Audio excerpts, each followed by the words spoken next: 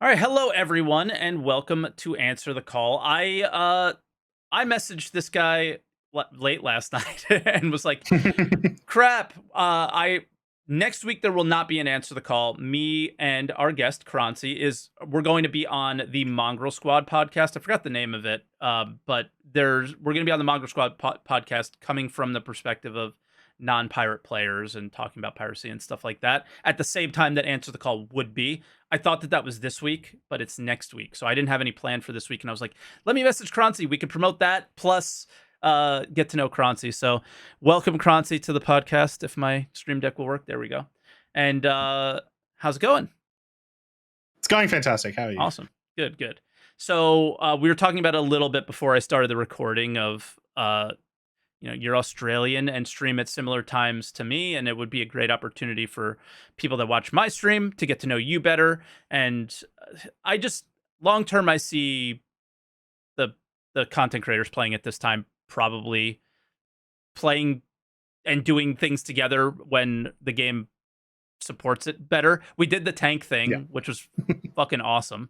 But I'm a very much a stand in front of the camera and talk about the game focus right now, and a little bit less of playing it. So I haven't jumped in and played as much because it's been 9 years. It's been 9 years. So I need a little bit. He still loves the game with all the enthusiasm that he used to, guys. No, I still am frustrated by the game with all the enthusiasm I've always been frustrated by. It's pretty much been the same level of enthusiasm and frustration the entire time. But I think I have a more positive and believe it or not, more positive and balanced and just kind of chilled out view on things nowadays than I did then. Then it was like there was no discussion of adding gameplay or anything really like that to the game at the time, and I'm just like, what, can we just prioritize a little bit of this like at all? And they've really been doing that over the last couple of years. It may not be perfect, but it is definitely been an initiative by them, so I have a lot less to complain about than I did back then. But yeah, so for those of you who don't know you, who are you, what do you do, how did you get into Star Citizen, and where can people find you? A lot of questions, but easy to answer. So it all started in 1994 when I was born. So I'm Croncy. I got into Star Citizen in the end of 2019, but I always sort of had it in my peripheral. I always knew a little bit about the project. So I had a mate that backed probably just after the Kickstarter, maybe a couple of months after the Kickstarter ended. Found it through a friend. Yeah, and he sort of showed it, and every couple of years when like something big released, like the hangar module or anything, he'd get us in a Skype call and show us some of the cool stuff and be like, hey, look, this is cool. And it's like, yeah. So it was always kind of my own peripheral. And then on YouTube recommended me in 2019 the CitizenCon 2949 Carrick like the long video they did where it was really, the Carrick down onto Microtech. Yeah, that was a good one. And then take a jump point. Yeah. And it was super cool. And I was like, oh, wow, there's stuff. It's not just happening. A hangar module. Yeah. So I backed then. I got myself a little Pisces starter package, and then started heavily playing from June of 2020 and getting into it sort of proper. And then when I found out that the Prospector existed and started playing with the Prospector, I was hooked. Yeah. I was done. And that was sort of it. If I remember, you made like a really, really good mining guide, and not just one video, but like a whole collection of videos, right? That was you? It was like a playlist? Yeah, I did. Yeah. Yeah, they're all very outdated now. Of course, yeah. Especially because some of the stuff just doesn't track, like you couldn't even remake it just because of the way that the industry works and those mechanics work now. But yeah, I got really, really heavily into it because I really like that idea. I used to play EVE Online all the time, and mining was one of the things that I loved doing the most, even though it's probably the most boring gameplay loop. You're avoiding it? EVE or mining? EVE. I did a sponsored EVE thing, and I was like, this is dangerous. I'm going to play this. It's going to ruin my life. This game will ruin my life. Yeah. So I'm just like, I see it. I see the icon on my desktop, and I'm like, No. Because even though it is like mining was really boring, just the whole industry, like that's the thing. This is why I'm the way I am when it comes to Star Citizen. Is that's the thing that hooks me, is stuff like that. I take this and I turn it into that, and it's useful to other people. Like I am just unpatiently waiting for that. You know, I don't want to say patiently because I'm not. I'm unpatiently waiting for that element to exist. So yes, like you and I, this is where I see us like playing and doing things together, is like we do definitely share that interest in mining and I assume other industry gameplay. Are you excited for salvage or hull stripping? Not as much excited for salvage. I mean, I'm going to play it and I might enjoy it and then like it. Yeah, exactly right. There's nothing. well, it'd be cool if it was Quantanium mining ships. Chance of explosion. I like that. I like that risk. It's fun.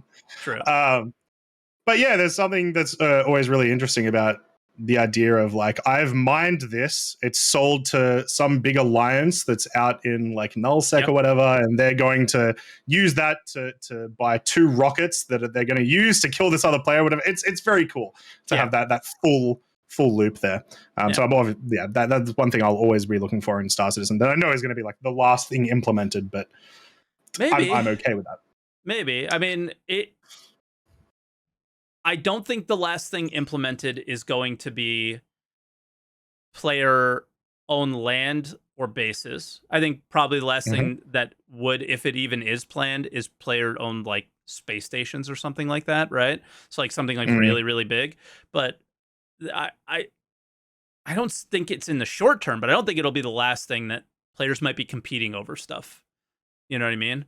And then the people who want to do all the fighting don't want to bother with having to do the mining to get there. So I could see being useful to somebody at some point. I just want that's what I'm looking for one day, is just being useful. I had a moment of this. It was pretty wild when rock mining was pretty hopping and working really well, and prison was a really massive pain in the ass. There was like ways to sneak rocks into prison, and you could so you just get a bunch of Hadanite, give it to pirates. They used it for their piracy stuff, and it was just like a very small version of that, like EVE Online style of being useful. Was like, yo, this is awesome, you know. So I had my moment, but it faded quickly because it was like this whole exploit to get the rocks into prison. So they obviously had to fix that. It was ridiculous if they didn't. But yeah, I mean, so you found it through a friend. 2019, you kind of missed all the hellscape of nothing really happening. So, you know, good on you. And then really enjoying mining and stuff like that.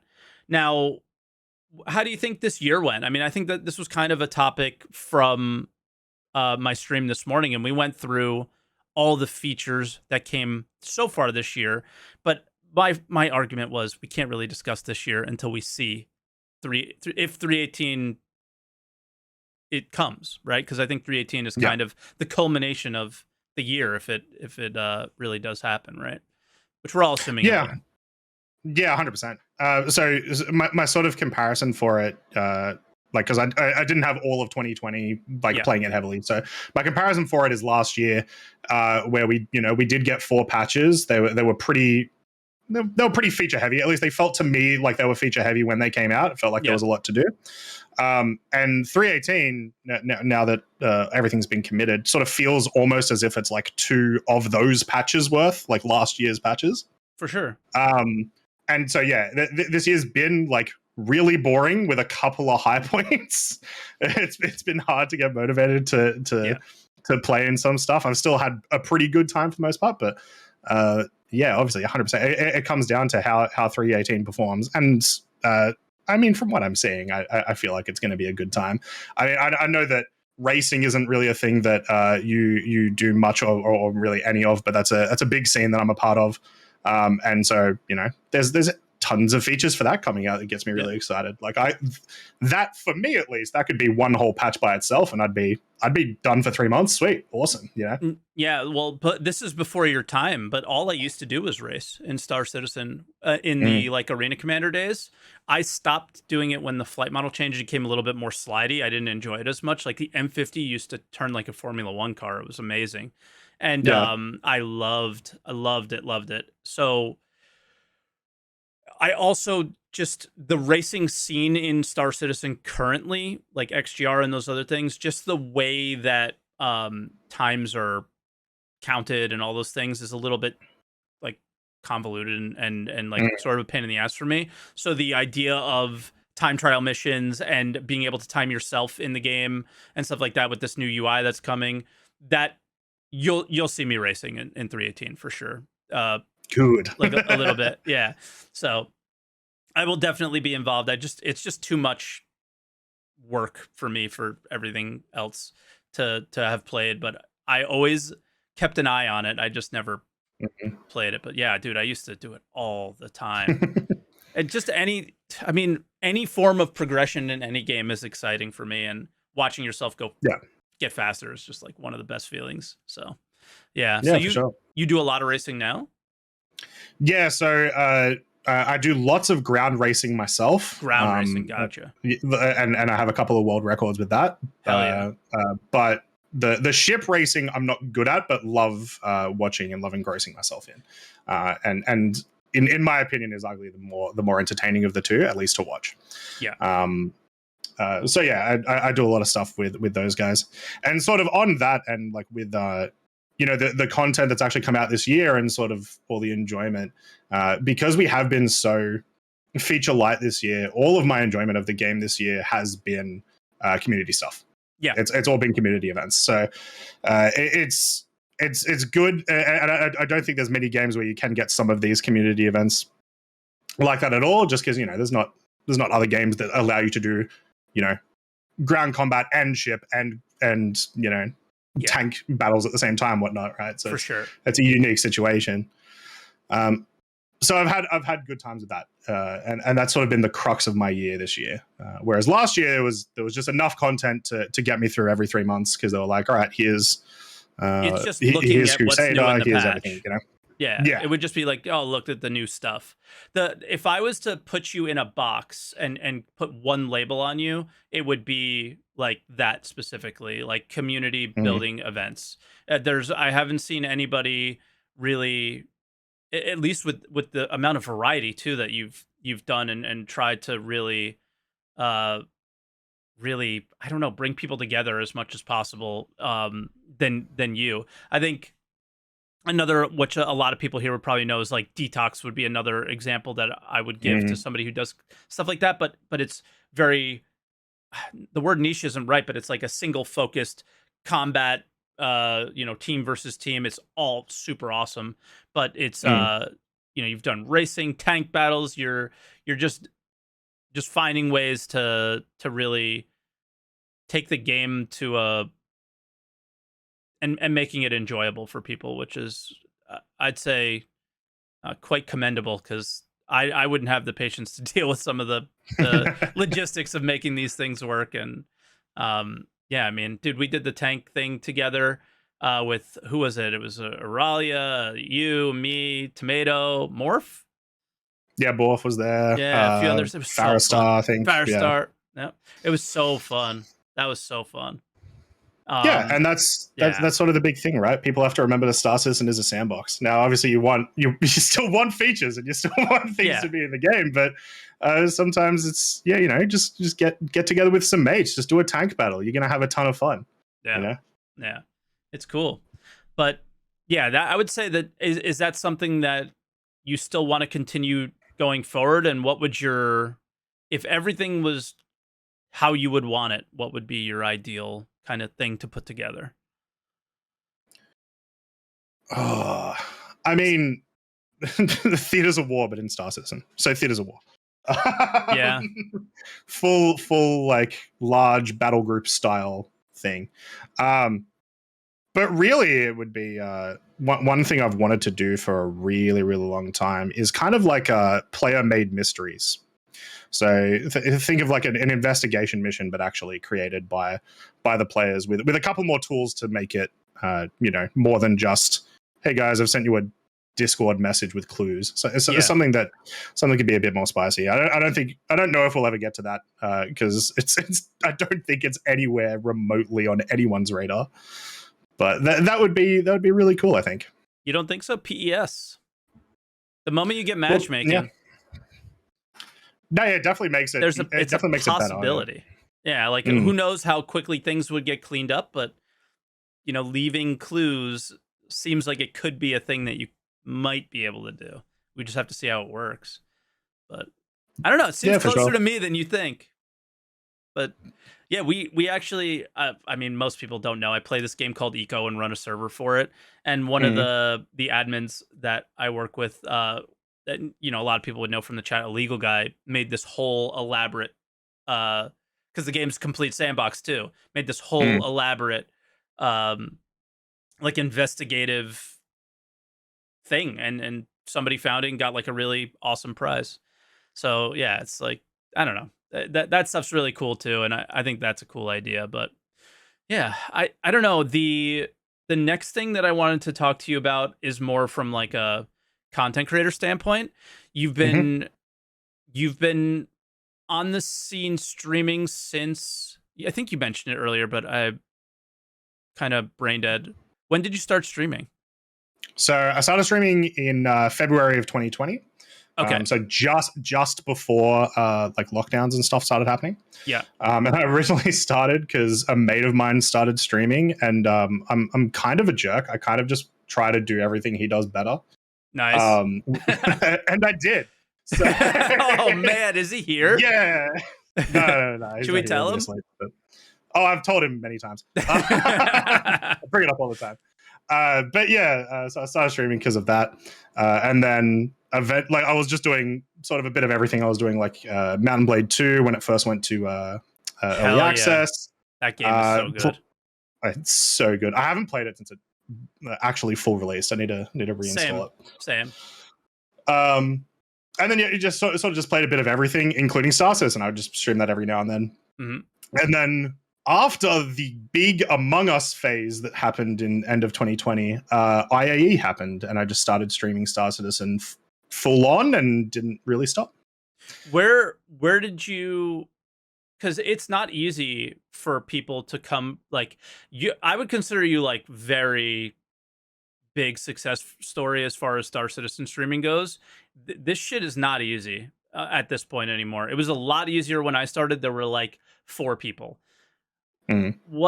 How did you get your start, and where did you start finding your success? How, why?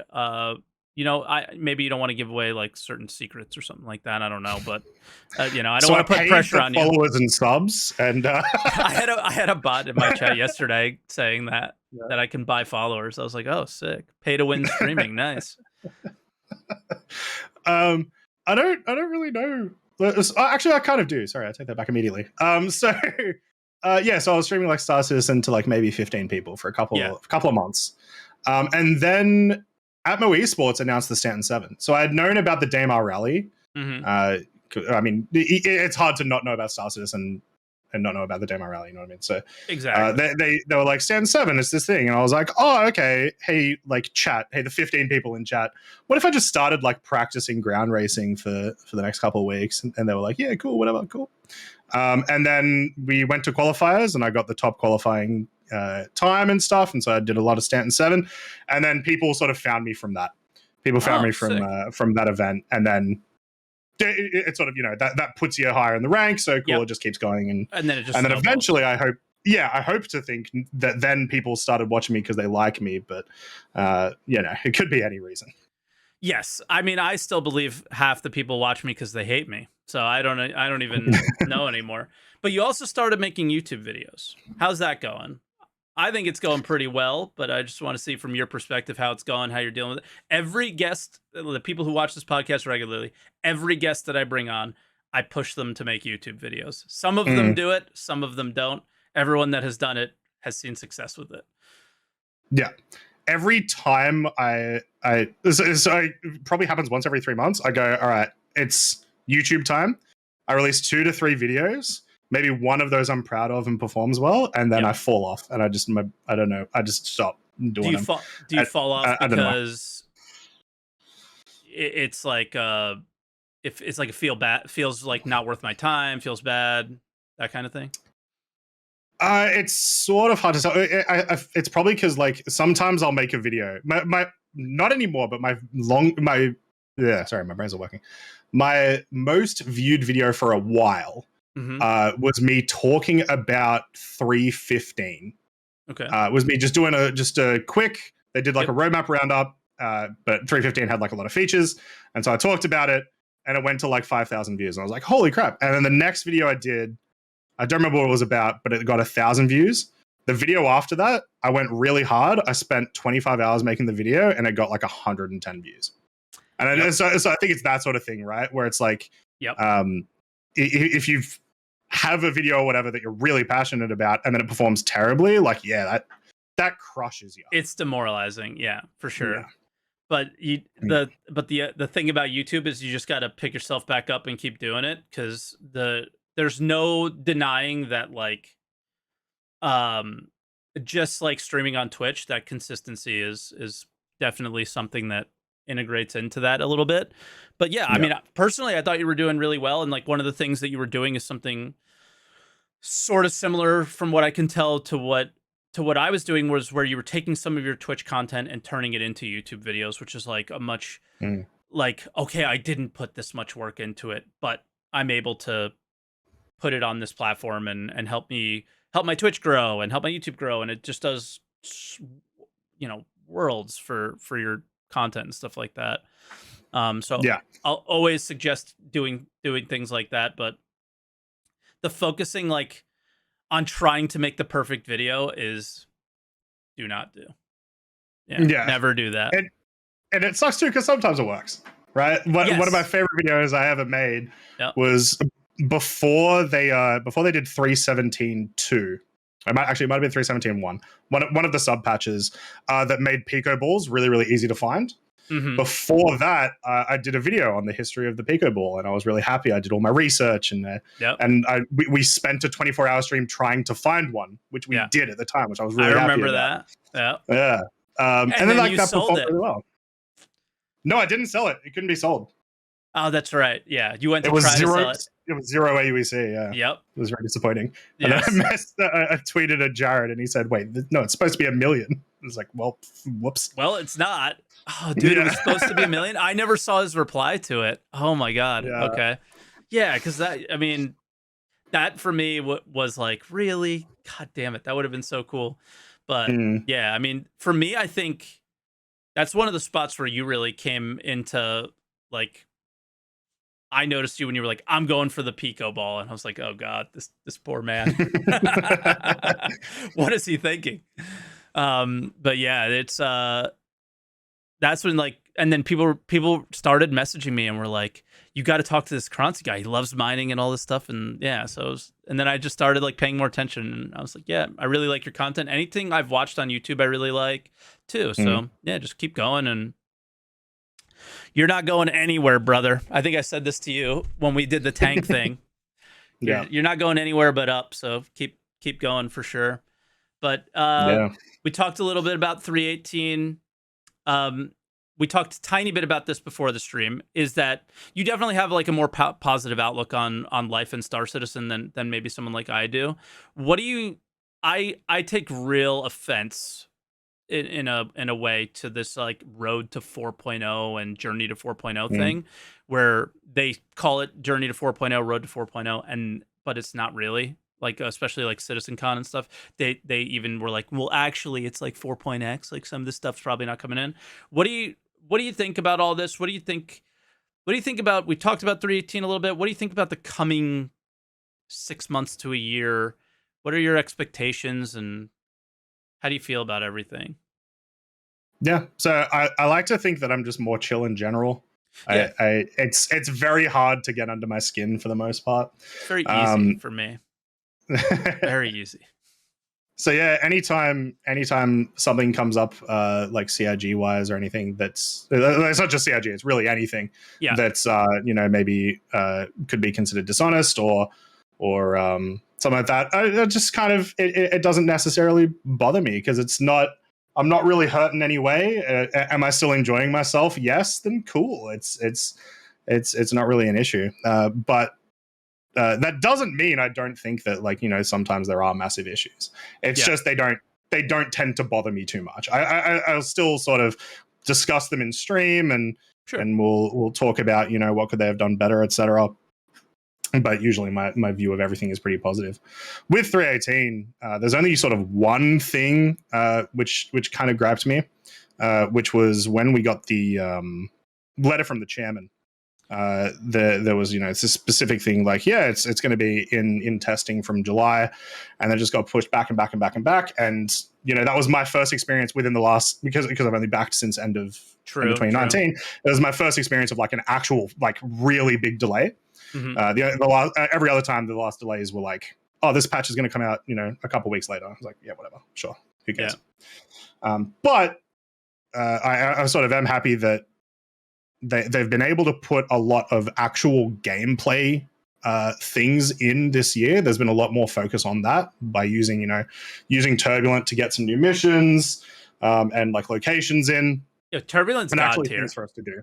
100%. Turbulent's literally god tier. It's like, how does this one team come out of nowhere and just deliver features that are I don't know, complete? It's kind of weird. Yeah, I'm not used to this. How do I handle these feelings that I'm having? Yeah, I think they did a really good job getting this team that's good at level design. Yep. And being hey, here are the tools. And then we heard nothing from them for maybe 6 to 8 months, and then every patch is now just here's 20 things from Turbulent. Yep. So that's been awesome. That's been super cool. For me, 315 was this. There was 2 moments where I've been really positive about the game, and people were just confused. It was 315, and it was the letter for the chairman. I was dead wrong with the letter for the chairman. I really believed everything that I read in there to be would probably come to pass. Boy, was I fucking wrong on that one, but that's okay. And then the was around 315, man. I was so happy. We had medical, we had looting, we had, these were the pieces of the game that I really felt were really important. How good of a feeling is it when you come across a bounty, you shoot him and you take his stuff? It feels like, holy shit, this feels like Tarkov a little bit. This feels like some games that are really good, but pieces of those games are coming into my game. Oh my God, this is amazing. Yeah. And people didn't understand, why was I so happy? Because, it obviously was unpolished and not perfect, but those moments I was super hyped about. And then they didn't do quite a lot with looting, and there was a lot of issues with it or whatever, right? Okay, you have these boxes that you put stuff in, but they didn't do much with it. And then Turbulent comes in and are here are these completely different boxes. You do this puzzle to get to the box, and when you get the box, there's somewhat cool rewards at the end. And I was like, holy shit, there's people here that actually are on the same wavelength that I am, and it just felt good. Of the things that I want, even though it was just fairly simple things, little jump puzzles and stuff like that. It was what I felt we really needed. So it was just, I love those guys. So they're doing an awesome job. I'm very excited to see what they do with now that they've got derelict settlements sort of down, and we're getting another 30, I believe, in 318, including some on Hurston. That'll be cool to see, because I don't think they've done a single thing bad yet.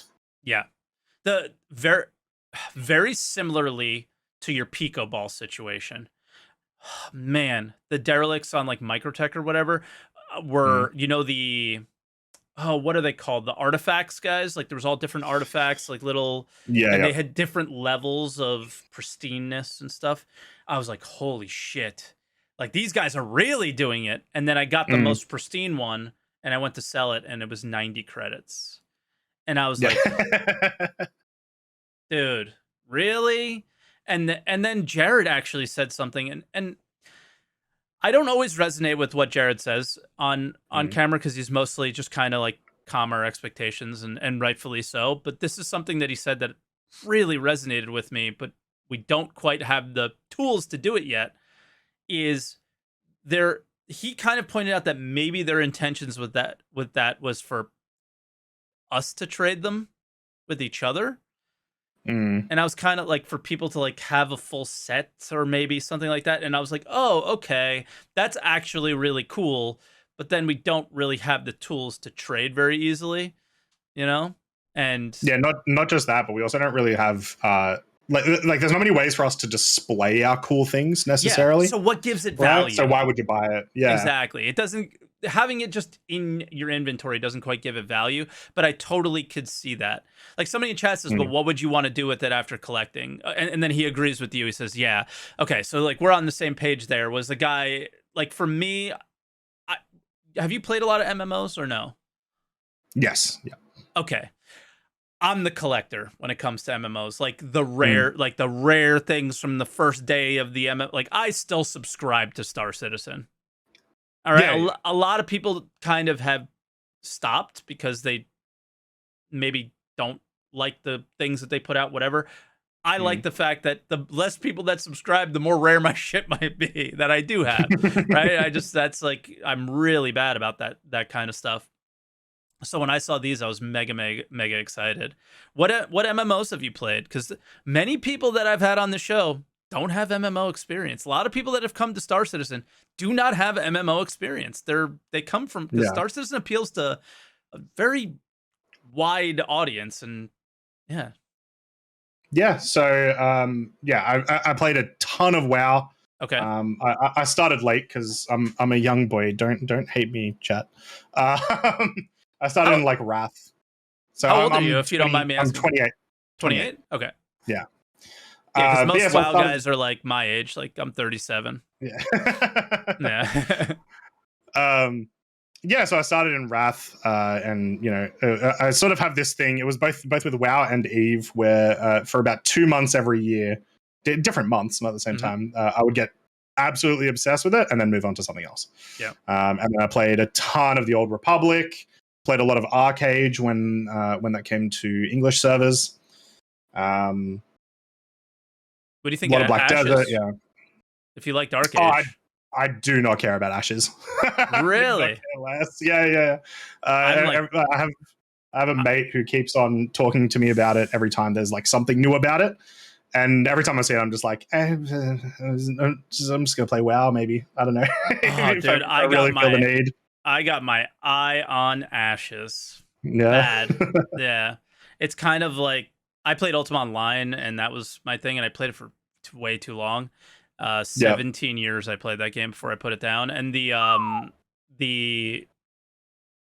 it doesn't really have Ultima Online feels. There's another game that just came out recently, Mortal Online. That was literally some guy who just wanted to make the next Ultima Online. So, but it's just not very good.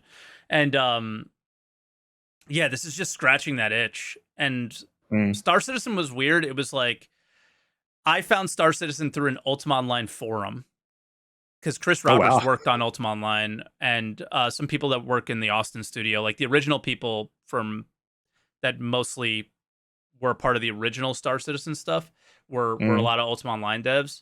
And so that's why it ended up on that forum.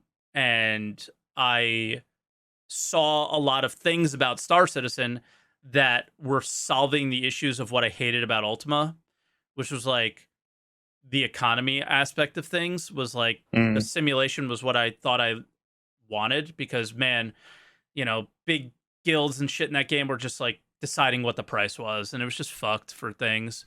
And then now I'm in this place where I saw Eve, and I see other games, like I've played Albion Online, which I really, really like. If I didn't stream, I think I would play Albion Online 24/7, like really bad. I just don't think it streams well, which is why I don't play it. And those are just like completely player run economies, and I'm like, ooh, do I want that Tony Z economy, or do I want this completely player run economy? I don't know. And then you still hear, like, I went back and looked at the original pitch of of Star Citizen at GDC yesterday, and like Chris still really believes in the Eve style of things. Yeah. And I think it's going to be like a mix, but I don't know. And yeah, we still just don't know. It's crazy to think about that we don't know, but that's where. Yeah. That's what I'm looking a lot for. of a lot of the appeal to Star Citizen for me, at least the future stuff, because I do want to point out I enjoy Star Citizen right now. I know not many people do. I enjoy it right now. I can play it and have a lot of fun, and that's a very important reason as to why I'm happy about the game. Right? It's a big thing. But the stuff looking forward to the future is it's I played Eve.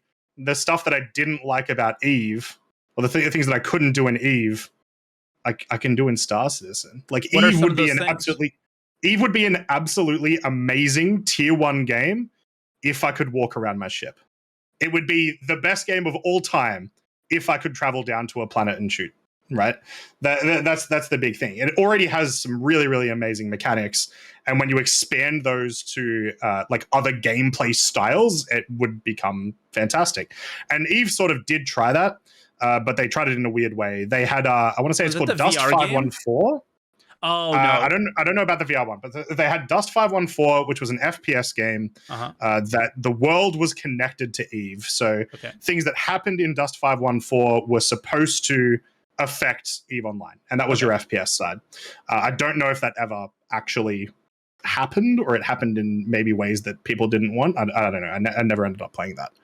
And I believe there was another game that was supposed to come out that so in Eve you can have your carriers, right? And if I'm operating a carrier, I'll send out fighters from my ship. I'm still controlling the fighters. There was supposed to be a game where it would let players control the fighters, like cockpit dogfighting style. I don't know what happened to that either. But those were awesome ideas. They were super hype generating ideas. And it's just like, you can't do that. So but in Star Citizen I can. In Star Citizen I can choose, do I want to dogfight? Do I want to shoot on the ground? Whatever. And the implications of what that could apply to, a possible like player v player war is absolutely insane. And the sandbox, the fact that it is a sandbox like allows for that.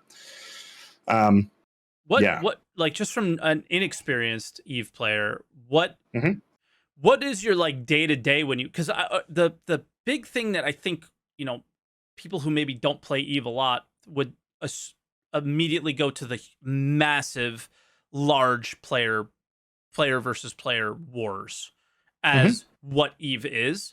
I think we know that Star Citizen will not be able to ever achieve that because of just, physics. And it just won't be possible. But the day in and day out, I would imagine, is not that one war, right? There's a lot of other things that were good about the game that you could apply, like with that, having a ship interior and having able to go down to a planet. So touch on that a little bit as far as, why Star Citizen excites you so much and everything. Yeah. So I spent a lot of my time doing industry in Eve, because industry is one thing that you can do very easily solo, but within multiplayer. Yeah. And it's very hard to get, like, even if you do want to do those massive, 1,000 v 1,000 battles, it's really, really hard to get into those organizations a lot of the time. So like my day to day would be, hop in, probably do some mining, set up some blueprints, copy some blueprints, sell some stuff, chuck some stuff on the tracker. Occasionally I'd try to do some freight stuff, and I'd look through contracts and find what might be the safest, what might be the best pay. And the idea of having that stuff in Star Citizen is really cool. Like how does freight compare to what we have in Star Citizen? Is it the cargo missions, or is it the commodity trading like we have? It's neither.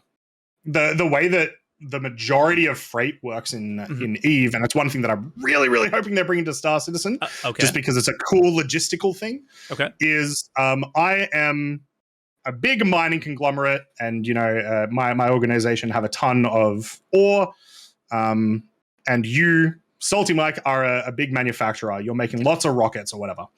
But you're situated on the complete other side of the galaxy. So what actually happens is I put a contract out. I have X amount to be moved to this location. You get paid upon safe delivery. They also have a thing in it where they also have insurance, where if you fail, if the person who's doing the couriering fails to deliver that cargo, they lose that money. So I actually get paid that money. But you see all of this when you accept the contract. Cool. And so they just go point A, they pick up the load, travel to point B, drop off the load, they get paid. Holy shit. And I really like that. So what I could do is, I mean, it might be pretty obvious, but what you could do is you could say, all right, you're moving this much Quantanium from here to here, and then tell Space Cutlet to kill you, and then I get the insurance for it. Yes, and that happens. Yeah. That 100% happens. That's you can be cool. smart about it, though. It's usually pretty obvious. Because they'll be like, the insurance is way higher than the value of the cargo. Yeah. It'll be like, and you can sneak around it too, but that's a thing that's known. And Eve do a really good job in not like patching that. They saw this cool thing that people were doing, even though it was, to like, it was hurting people, but it was a thing that players could learn about and play around. And so they it's very cool. So the possibility of having something like that in Star Citizen would be really awesome. Even though I myself probably won't end up doing cargo hauling, I would be on the side of actually requesting those items to be hauled. And then just how it fits into everything else. It's the fact that every gameplay loop can affect every other gameplay loop. Yes, that's just I'm just dying for that. I'm just dying for the things to start coming to connecting. Just connect a few of the dots together, and even they don't all have to connect, but if we start connecting them a little bit, I just start getting more and more and more excited. And then people are going to be like, oh, it's not SaltEMike, it's SweetieMike, and start making all those dumbass comments that they make anytime I make a positive video or say anything nice in the game. And I'm just like, oh, shut up. But the like that's it for me. It's like there's really no reason why I can't be mega happy about this game. It's just connecting a few of the dots. And I understand because they've communicated this very clearly, that they have no intentions of doing that for the foreseeable future. It's all about getting in features in their shittiest state, to say it in that way, or their tier 0 state, and just prove that they're working. I mean, we talked about it right before you got here, was like the selling feature is something that is like released to them, like selling items in game to NPCs. That's terrible. It's a terribly integrated thing into the game right now, but to them, it exists. It's there. I can take an item from my inventory and sell it to an NPC. It works. So good. And then we will come and we will polish it later. And that's how they plan on doing the game. And they've communicated that very clearly from nearly the very beginning. So it is a bit idiotic for me to be upset about these things when they've communicated it so clearly, but it doesn't mean that I just don't want it to work. Like the hard part is the game is quite far enough along where if you connect the dots, the current experience can be really fun, even though not everything is turned on yet, Yeah.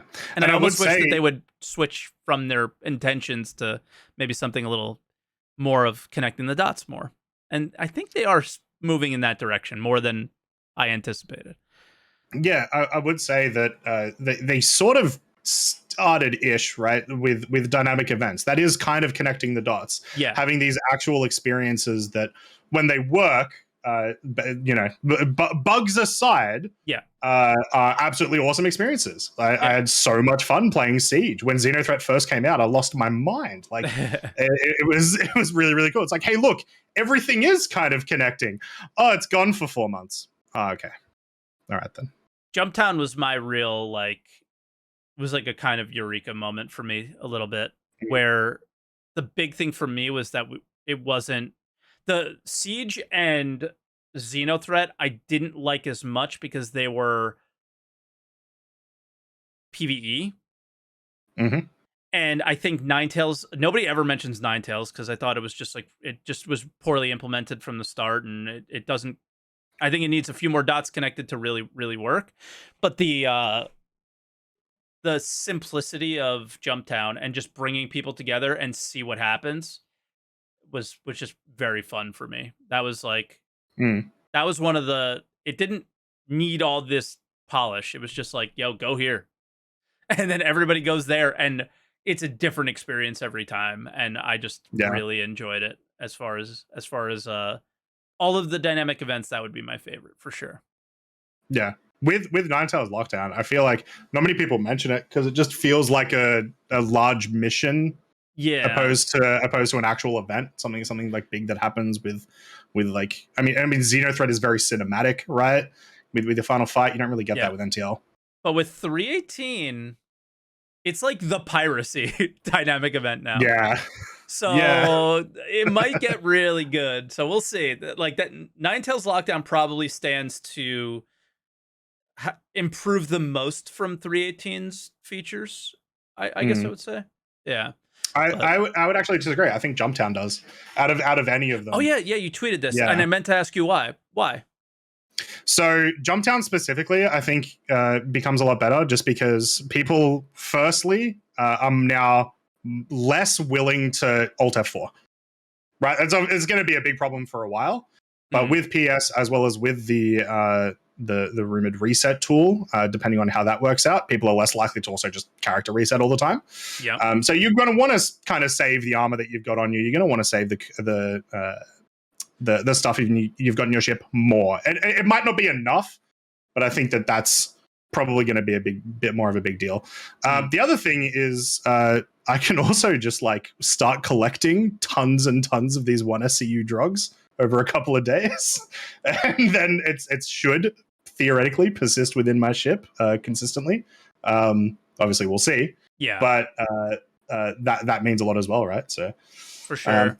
Yeah, that's what I think, and it's one thing that I actually really want to talk about with Mongrel Squad is like what do they think about in terms of this? Like, are people still just going to be Alt F4ing constantly, and is it going to have no actual impact except for, oh hey look, it snaps to the grid and stuff when it comes out? I know in future other cargo refactor things, when we're actually loading and unloading, that'll make more impact. But yeah, I think their concern right now is bed logging, but yeah, that's a whole nother thing. It just comes down to it's going to be a really interesting patch from a piracy standpoint of how. Well, if I was a pirate org, I think my main concern would be how are we enticing players to interact with the game systems and do things that are worth pirating, and a lot less of how are we going to make piracy easier for the pirate. You know what I mean? Like, you just want, I guess if you look at other games, piracy and PKing and stealing from other players or whatever, however, griefing or whatever the hell you would like to call it today, is should be easy. There should be tons of things to choose from, and then the pirate chooses the best choice for them as far as like the most amount of money or the easiest target or whatever. There should be options in that direction. And I mean, so Jumptown makes it the easiest option, I think, because, well, I know where to go. They're all over there right now. I don't even have to look for them, right? But in and of course it's the most valuable boxes at the time as well. So it's like the double whammy there. But then in the future, it would be really interesting to look at it from the perspective of kind of, there are so many choices. Which trade lane is the one that's popping off right now, And that's going to be a little while before we see that, I think. But yeah, it just comes down to what's the fair back and forth between the player who doesn't want to be pirated and the player who is doing the piracy, and expecting that to be like perfectly balanced in 318 or even 319 or 4.0 or beyond is going to be silly. It's going to be an obvious, like, working it out. Like, look at ship combat. It's been a very much peaks and valleys kind of situation of, well, let's go in this direction, let's go in that direction, and this worked, that didn't work, and they feel happy with it now. We'll see, but we'll see. I think there's also sort of just like just with 318 specifically, they told us that they're not going to be changing commodity prices or messing with the commodities or anything like that, and there is only a very small amount of trading at the moment that a lot of people consider worth it. Yeah. And it is important to remember, especially in a industry like trading, in a gameplay style like trading, profit is 99% of the reason that they do it. It's not like they enjoy it, but they're not going to do it unless it's profitable. Yeah. So when you add in the risk now with the cargo refactor without any additional reward, I just don't think we're actually going to see a lot of people doing the trading, which means we're not going to really see many people doing the pirating. Yeah. Right.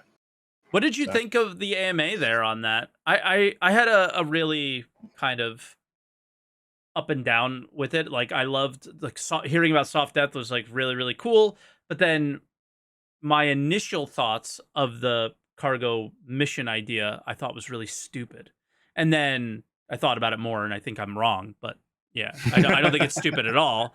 Like, I mean, come on. I always in the moment think something stupid, but I also always default to these guys know way more than I do. So it's what's wrong with me do I go to after I think this is stupid?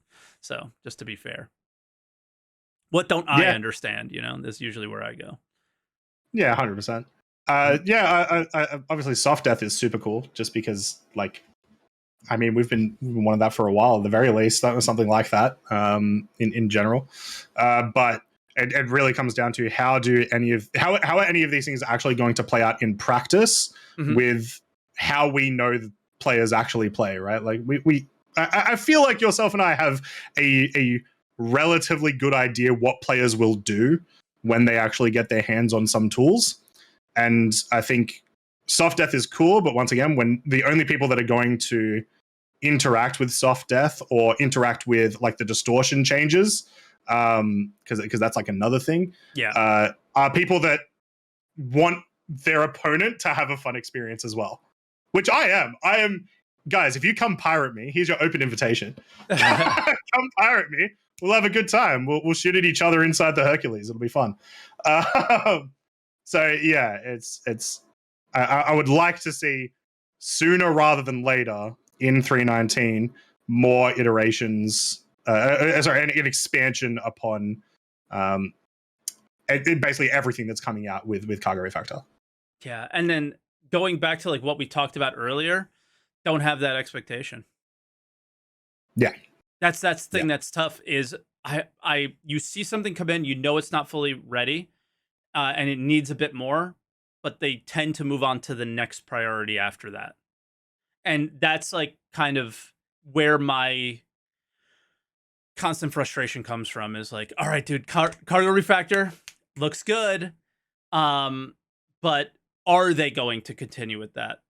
I am in the same wavelength as you. I really hope so, but I am not going to have that expectation for myself because just history has proven it not to be true.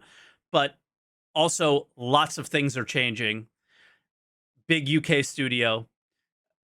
This dude that did the AMA refactor for the cargo refactor comes out of nowhere, just popping off, right? And like saying we're doing things that I didn't, cargo missions, shit like that.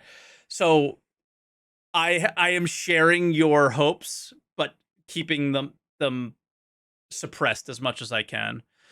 Because what are they going to do? They're just going to take this guy and put him on Squadron 42, and then we're fucked. Again. So that's my expectations. So that's why I always wear my Squadron 42 shirt because a true Star Citizen fan knows what the real game's all about. But but yeah, I'm with you 100%. The thing that I struggle with the Star Citizen community, and I'm sure, I think you and I might be a little different. I like fighting back. A lot of them don't.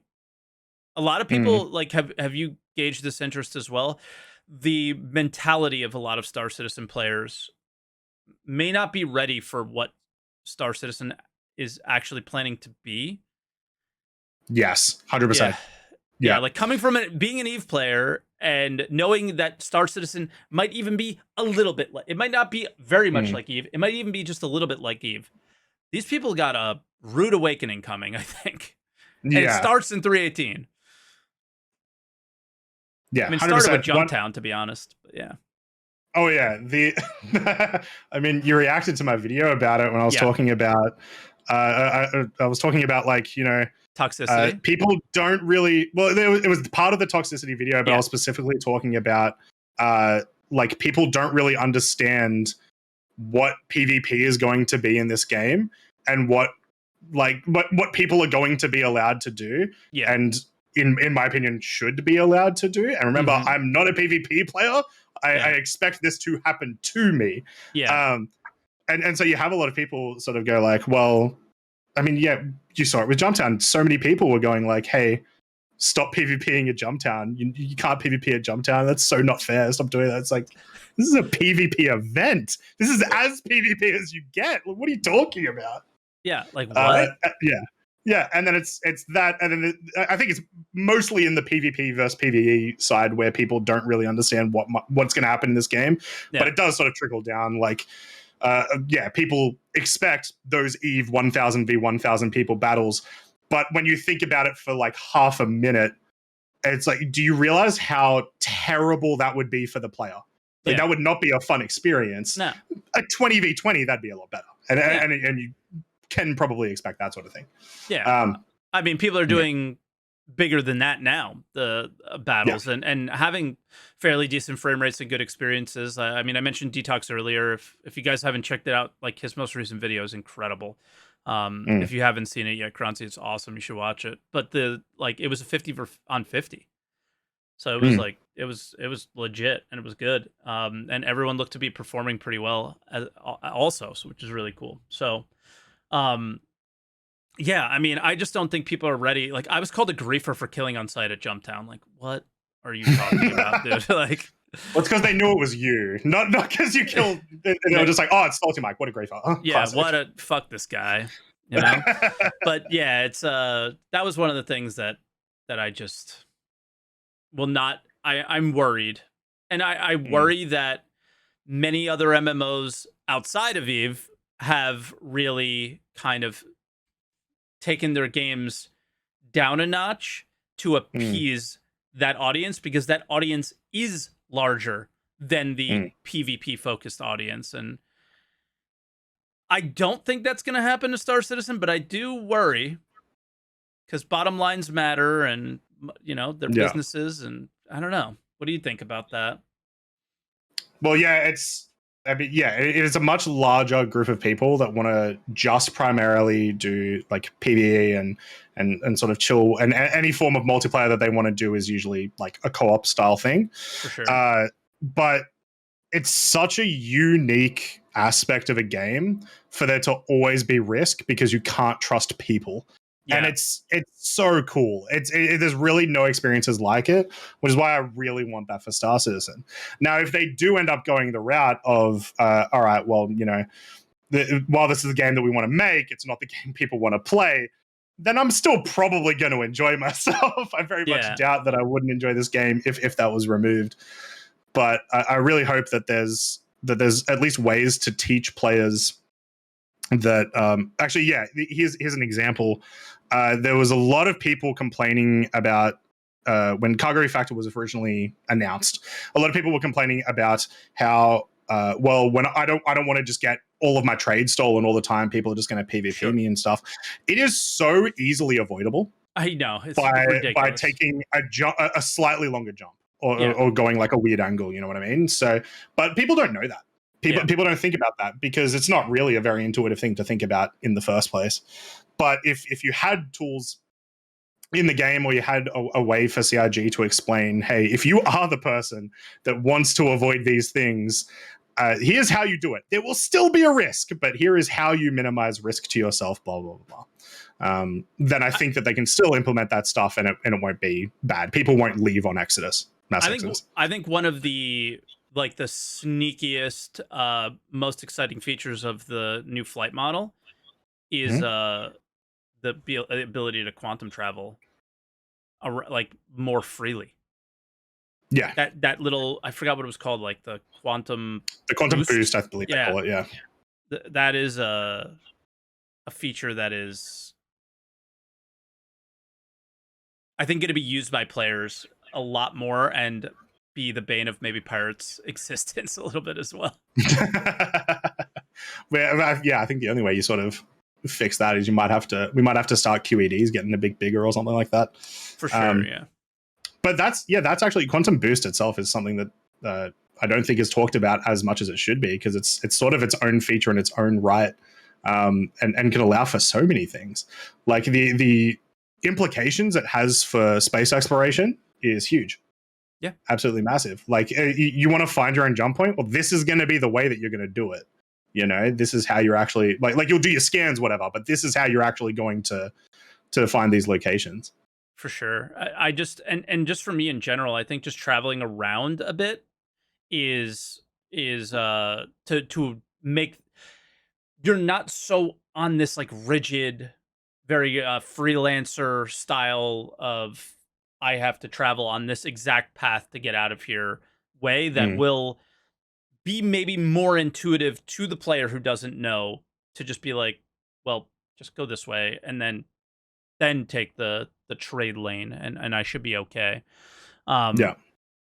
But yeah, and I think like the big thing with piracy will be more along the lines of any Tony Z video that you watch. They have to go in this direction at some point. Is the well, here's where all the ore is. This is a big vein of ore. So Croncy and I are playing at the same time. We might be working together to mine, or we might be competing against each other to mine. And then at the same time, we might have been competing against each other, but then Mongrel Squad came and we were like, truce? You know? And, hey, we were on your podcast once. Yeah. you should let us go. Yeah. So like, you know, all those things could happen. Man, that is another one that is like, as a miner, let's go back to like mining. Mm-hmm. Yep. I have had this love-hate relationship with mining for a very long time.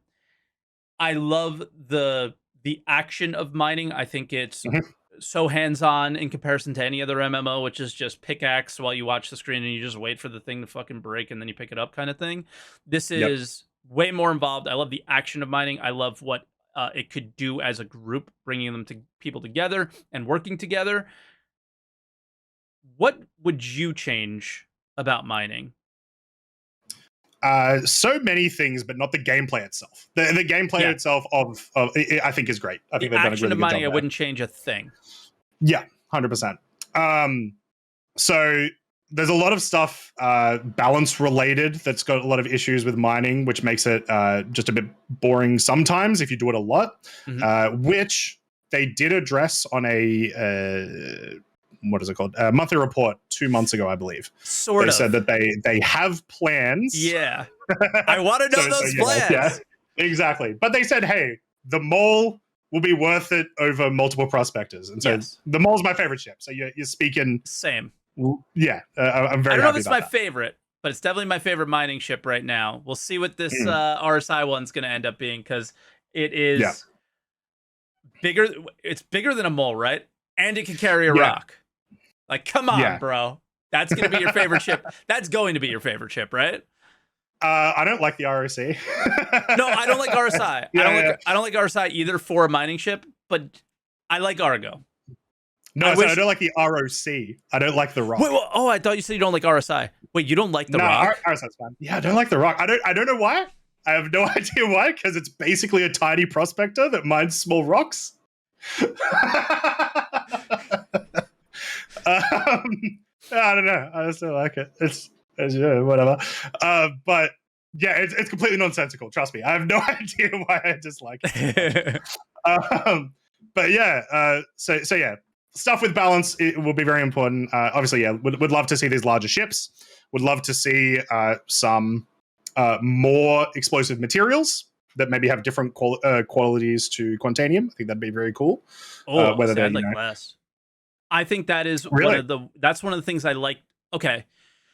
I'm okay with more. What I don't like is that the most valuable ore is explosive. because I think Sure. what it does is it creates a situation where the mole doesn't make a lot of sense to use because there aren't enough rocks in one location or within a close enough distance to each other for you to fill that mole and actually have it. You can. We've done it before, but it's not Yeah. a simple task, right? It's not something that's like Yeah. a 100%. day-to-day thing where Yeah. the you utilize the mole for what it's good for, because unfortunately right now the mole's lasers are exactly the same as the prospector's lasers, which make it Yeah. very not worth using the ship. What makes the ship usable is that it has a larger inventory space, right? It can carry more rocks or whatever Mm-hmm. material, but And that it's there's cool. That's the reason why I play and it. you can like live in it. It like, I mean, dude, Yeah. for me, the interior of the rock, the first time I went in it, like the first episode of The Expanse, when they were on the cargo ship mining the the water or ice or whatever, it just Yeah. gave me that feeling. I was like, dude, I feel like I can live on this ship and never have to leave. Just stop at a space station to like get food, and that's it. And I'm just never leaving Yeah. this ship.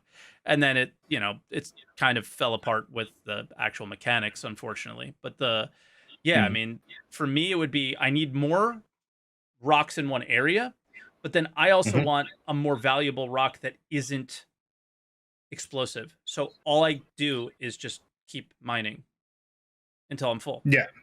And So time is not a limiting factor, right? yeah. So I'm okay with Quantanium and like having the most rare or almost valuable material being explosive, because I think that there should be additional risk when you Yes. do have that sort of factor. And the way that if I worked at CIG, the way that I would address those issues that you have would be, instead of changing that, I would make I would make the less worth ores either more valuable due to trade, right? If there's like there's a location that has like no gold, then cool. All right, gold might be worth mining right now. Mm-hmm. Or just have certain rocks have like 80% agricium, right? Yeah. So it's like, it's not worth more per unit or anything, but it might be a bit better of a time investment, or the fact that it's easier might be better off in that situation. The reason that I just do like the idea of volatile materials, and I would like to see them explore that more by having maybe some materials that are worth less but have a much longer period of time that they can be stored in your cargo, or maybe even implementing something like how we have the delivery packages from Xenothreat, the acryloprex and whatnot, where maybe some materials can't quantum with. Exactly, yeah. I was thinking the same thing. Something like that. Yeah. So I think that'd be awesome. Just so it's clear, I completely agree with you that the most expensive thing should have the most risk, but there's just nothing that compares. Nothing's even close to 88 alpha UEC per. Like, what is agricium? 30? 20 something. Yeah. So the next closest after agricium is 40. I think it's 42, and it's Bexolite. So yeah, literally half. And Bexolite's so hard to find. And Boras is a really good one. Another one that just comes in like incredibly small quantities, right? So yeah, agree, more material density, but also if you just bring it up to like 50, 60 instead of 88, you can continue to mine it, and then, or maybe a little lower, but where it's yes, I'm out there. It takes more time to make the money, but I get to utilize my mole more, and whatever. So yeah, that's a good take on it too. So yeah, just so it's clear, I don't not like the explosive thing being the most valuable, but yeah. Another thing that would sort of kind of address what you were saying about, like it sort of invalidates the mole as a reasonable, good money for Quantanium sort of thing, is, we do have refinery ships eventually that one day that'll sort of solve that issue, where it's like, you do have that investment, but now you also have employee costs sort of things to implement into that too. So now that it's most expensive, you want to use them all, but then you also need an expanse rather than 3 prospectors, whatever. But yeah, back on the original question, like what else would I do? I really like the idea of mining gadgets. but it just shouldn't be in the game yet because they don't really do anything except provide me cool clips for my YouTube. Yeah. that's literally it, right? Exactly. So, yeah. Oh, I tried. It didn't work. I don't know what's wrong. I tried to have my camera so you could see me talking. I realized you couldn't when there was a little delay when I walked out. I usually have that on. I turned it off, but it's been freezing lately. I don't know what's happening. It froze, right? Yeah, I did. Yeah. Damn, sorry. So, yeah, I don't know. It's just, for me, the ROC though, and I want to get back to this. I think the ROC is still the best mining vehicle or mining anything, like vehicle and ship, in the game, because it's what I like about it is you break the rock, you bring it in, and you continue. You just the loop continues constantly. It is, for me, it is the more finished mining product because you're going through the exact same process, so the mining that we both enjoy is there, but then you have the ability, and oh dude, in 318 now you have the ability to transfer that to other players to allow them, so the logistics is able to be there then. So mining logistics with prospectors is doable, but it is so convoluted and annoying that, I mean, there's nothing more than I enjoyed so far in my Star Citizen career than taking my org and making prospector mining, like finding the most efficient way of doing it. But it takes multi-boxing and, an account that your org owns, and you send out ships and people are using ships that aren't theirs, and all this like messiness. And if any piece of that falls apart, the whole thing falls apart. The ability for everybody to have their own stuff, but be able to interact with each other's stuff freely and sell is like that's the game. There's Star Citizen. It's right there. That's why I like it so much. I'm waiting for that to happen with prospector mining. I almost cried when they said that the mole and prospector bags are not detaching in 318. It was just like, that's all I cared about. That's all I wanted in this whole fucking patch. Are you kidding me? Yeah. Their reasoning makes sense. You're probably going to have to wait for a ship refining for that to come out in the first place anyway. No, so that's even longer. It's the tractor beams. It's the ship tractor beams. I 100% reckon we'll get tractor beams before we can detach. But tractor beams are obviously very important, but I guarantee it's not going to be till refining ships that we actually get to move them. I guarantee you. Disappointing. Depressing.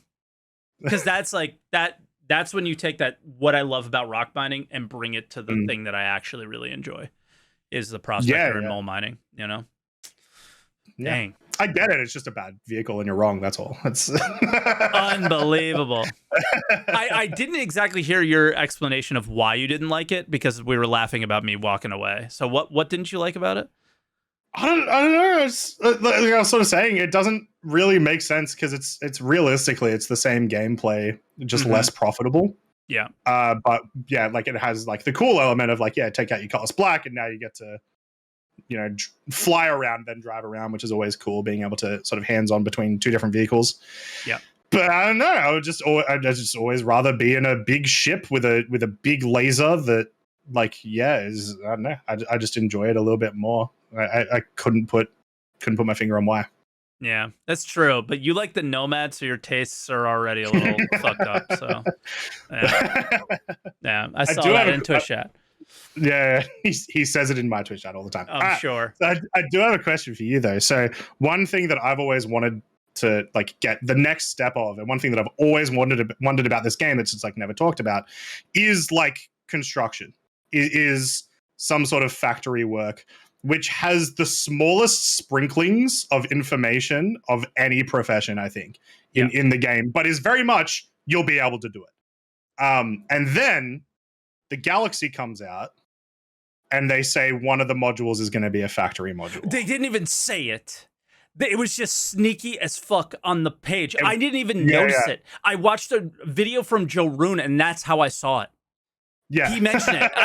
Nobody in my Twitch chat ever mentioned it as a manufacturing thing either. Yeah, Must not be a true manufacturer if you didn't say it. it's true. No, there wasn't even like a label. Like they didn't even have like what it would look like. It just was like and Yeah. manufacturing and more or something. And I was like, what? Yeah, it's like it was like the more modules including manufacturing to come, or something like that. And then the sort of other thing that we've kind of seen was, I believe it was in an ISC. Yeah, the refinery. Yes. Yeah. What do you reckon? Are we gonna see some stuff? I gotta keep it. I gotta keep it suppressed because it's again this goes all the way back to like, what did you think about the road to 4.0? What did you think about these things? Right. So you're going to be able to handle this when it doesn't happen. I'm not. Okay. I'm not going to be able to handle this stuff. So when I saw that and I saw the refinery, my desk rose. And it's not a desk that goes up and down, but my desk rose. Okay. When I saw the manufacturing thing, it was that legitimately the manufacturing outside of the Pioneer, that is the first time, because really the only time that they've truly conversed about manufacturing was just manufacturing your own base. But then what do you do with your base, right? So why does my base matter if it's just a place where I store shit? It's got to be a place where I make things. But then there's also been lots of communication over the years how Star Citizen will not have traditional MMO crafting. And then, like, it's been this back and forth for 10 years, Croncy, about what is going to happen here, right? Yeah. I watched an economy video that literally sold me on the game, a 2013, 2012, some shit, all the way back when, that when I bought the game, the thing that finally sold me on this is what I want, was this video about the economy. I misunderstood it. They kind of made it seem like you would own your own factory, but then if you really listen to it, it was more like you were selling to an NPC-owned factory, and this stuff would just spit out. And any communication from Tony Z so far has made that more concrete, right? That you would just, hey, you would sell to these outposts. Like, that's what they've shown us so far, right? And that is... And then they put this manufacturing thing. So it's still, like, what do I reckon? I don't know what to reckon yet. Because they have been so cryptic. And, like, the other thing, Chris Roberts plays Valheim with his daughter, and all of a sudden we have Valheim-style crafting, and there's a manufacturing ship that's coming. So, like, what is the end game is not the right word, but what are we doing? Like, you did your thing in EVE. It was industry.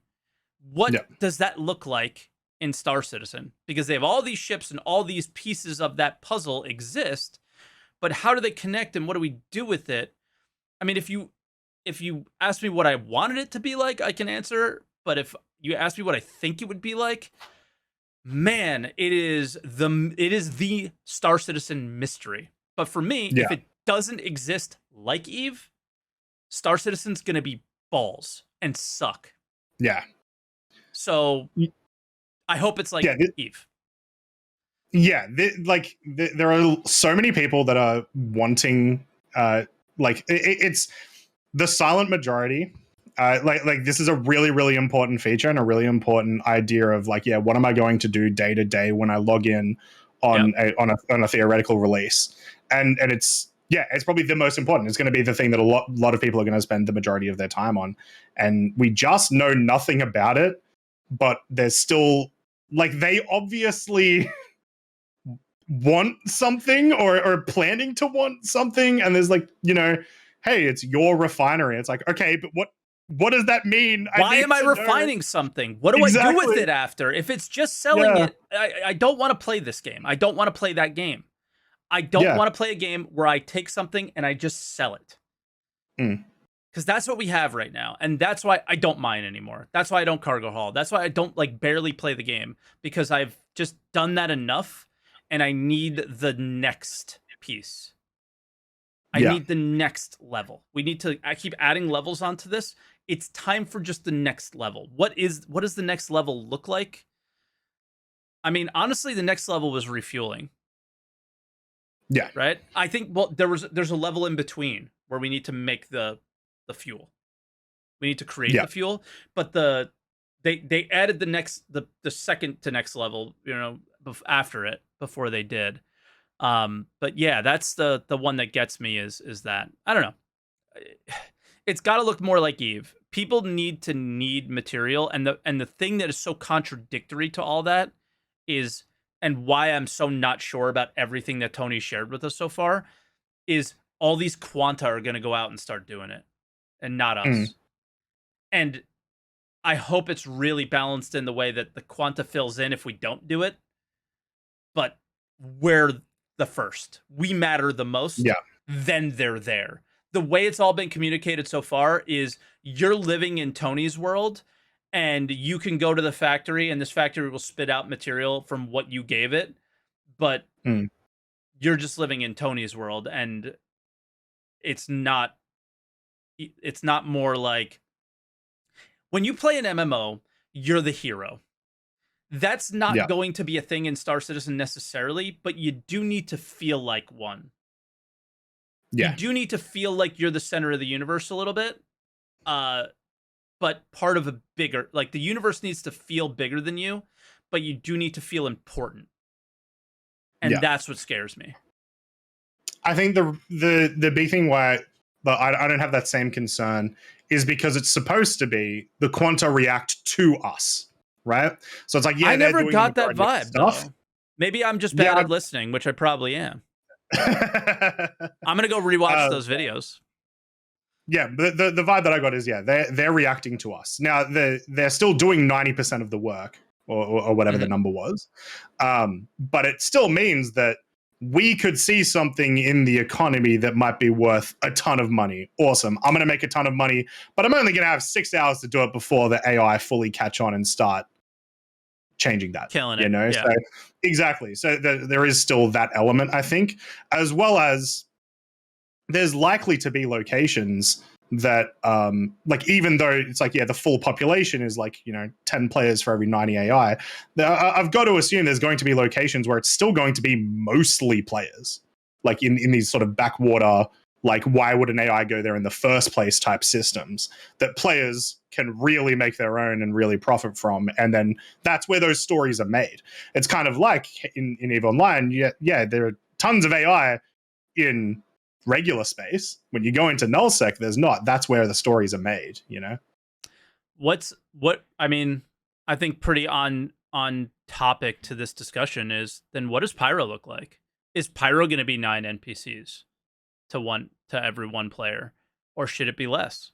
Like, we have to get, Star Citizen has to get to the place, and every PvPer has hated this idea, where Stanton is the middle ground, Pyro is nullsec, and Terra is literally, you cannot PvP somebody in. Like, like, I know Eve has the possibility of doing it, and everybody likes that idea that plays that game. I truly believe that because of my concerns about the player base, they need to have their home where profits aren't very easy to come by. They can experience the gameplay loops, but they're not dealing with the risk at all.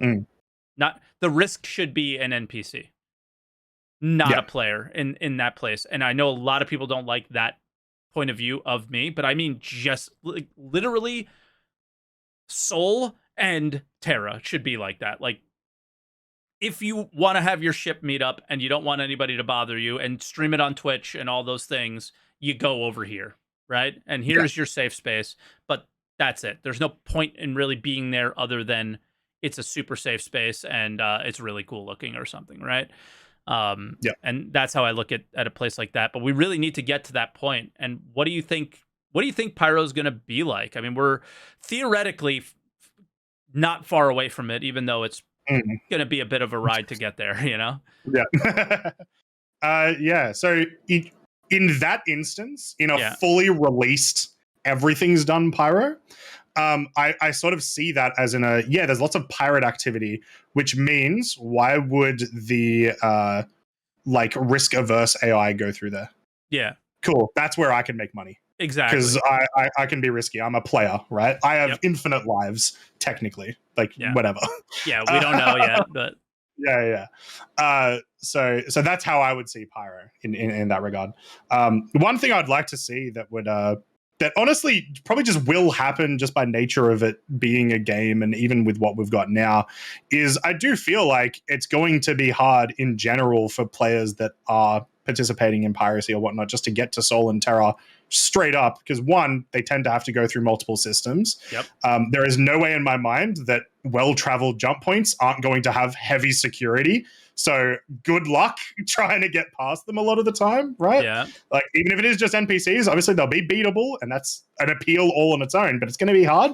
Yeah, and that's so what those PvPers want. They want the ability to try. And I feel like there's just some places that should just be haven. And you can't. Yeah. But yeah. I think there are Maybe once you get places that are I think there should be places that are 99% haven. Yeah. But there is still that possibility. Yeah. See, nobody that has ever played Eve agrees with me. There has to be that that ounce, which I do understand. But yeah. I just it's not my personal feelings as far as like how I would want to play the game, but I just look at our community and go, they need this. Otherwise they'll leave. Yeah. And so that's just how I look at it. We could see a rudimentary form of this with Pyro, right?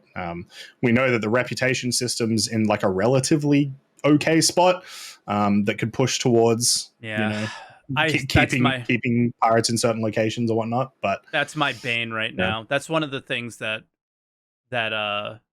also really frustrates me. That was, I think, reputation also came into like really started to show in 315, right? Where it only came out last year. Yeah. So, but like, even though it was sort of in, I think the first time they really utilized it was with the bunker missions, where you would raise your levels of security and you would get a new experience. Yeah. Right? Like, yeah, sure, you were making more money doing bounties. I think the patch before that, possibly. I don't remember the exact patches, but one of the things that goes along the line with the cargo refactor, and I was like, calm your expectations here, is, man, I really expected to see a lot more with reputation being tied to other aspects of the game throughout the next few releases, through 316, through all the 317s that we've had, and we've seen very little and no reputation based rewards really. And some things with Xeno and that side of stuff, but that's been one of the more disappointing aspects of recent Star Citizen updates for me. Is, yes, Star Citizen is an alpha, but it's also a live service, and it's this mixture of the two. So you can't really come to someone being critical about Star Citizen and just give the blanket Star Citizen is an alpha statement, because it's not. It's this mixture of the two. And for me, for on the development side, for them, there's a few things that they need to continue pushing with to maintain that live service aspect of the game, and reputation is one of them. Reputation needs to be continually tied to the current experiences in the game, and always tied to whatever new experience is brought in after. And it's just, that's a big miss for me as far as what they've done over the last year or so, is not utilizing that enough, unfortunately. I mean, just think about the possibilities that system brings and how it's been underutilized so far.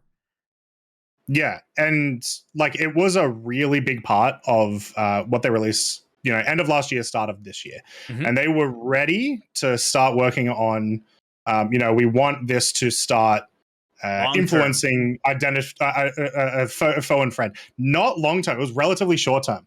There was an ISC. No, they called it long term reputation. They named it that. Yeah. Sorry, and they were talking about it, and then we had this year. We had PES. We have all these things that everything's getting delayed, and the only thing that's really getting put in is these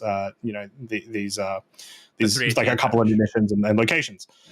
So that kind of sucks, because I actually think they were doing a pretty good job with reputation until then. Like, it felt like it was around the corner, but then nothing was around the corner. Yeah. That's like that could be. There's not. a lot of people may not think that I think this way, and I'm like, I want, or something like that is from what I gather from comments and stuff. But I